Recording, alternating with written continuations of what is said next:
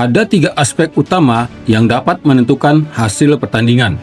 Ketiga aspek penting ini akan saling berkaitan selama pertandingan berlangsung, apalagi pada laga-laga intensitas tinggi di Piala Dunia 2026. Pertama, aspek kualitas pemain. Kedua, kualitas pelatih. Dan ketiga, keberuntungan. Tentunya akan selalu sulit membuat prediksi apapun jika hanya berdasarkan pada analisis dari satu aspek saja. Di samping itu juga ada variabel penentu lain yang bisa ikut memberi dampak signifikan. Kita mulai dari kualitas pemain. Kualitas pemain menjadi aspek utama dalam pertandingan sepak bola, apalagi dalam pertandingan level tinggi di Piala Dunia 2026. Kualitas setiap pemain akan menjadi tolok ukur kekuatan tim. Karena itu, sangatlah wajar jika kehadiran para pemain terbaik di Piala Dunia 2026 akan selalu menjadi pusat perhatian.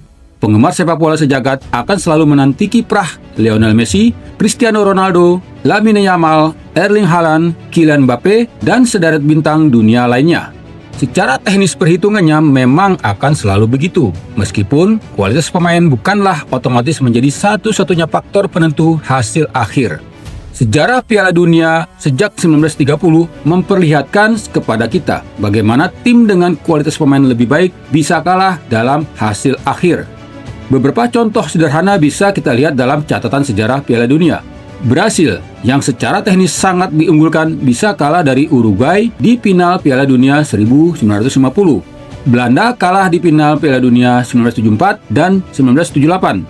Jerman Barat dikalahkan Aljazair di Piala Dunia 1982. Korea Selatan melibas Jerman di Piala Dunia 2018. Arab Saudi menaklukkan Argentina di Piala Dunia 2022 dan banyak lainnya.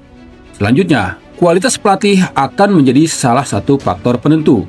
Secara teknis, kualitas pelatih yang bagus akan sangat menentukan performa setiap tim, karena pelatihlah yang memilih pemain, menempatkan formasi terbaik, dan mengatur taktik strategi permainan di lapangan.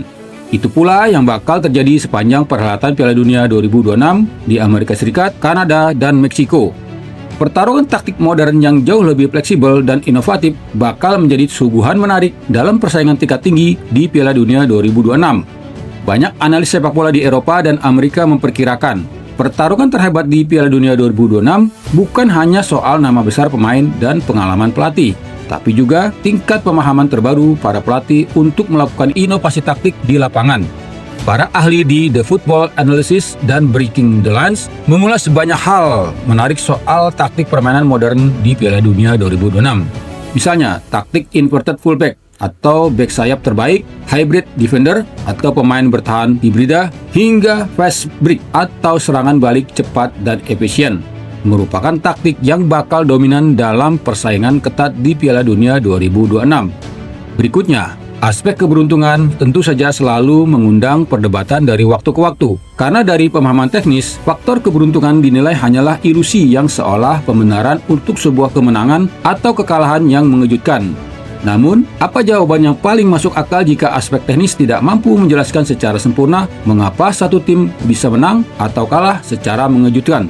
Jawabannya yang paling bisa diterima akal sehat adalah faktor keberuntungan. Pelatih timnas Hongaria, Gustav Sebes, mengaku kehilangan kemampuan analisa teknisnya saat timnya dikalahkan Jerman Barat 2-3 di final Piala Dunia 1954. Kekalahan Hongaria di final Piala Dunia 1954 itu memang salah satu kajian paling menarik dalam sejarah Piala Dunia. Golden Team Hongaria datang ke Piala Dunia 1954 dengan perkasa, dipimpin sang legenda Ferenc Puskás.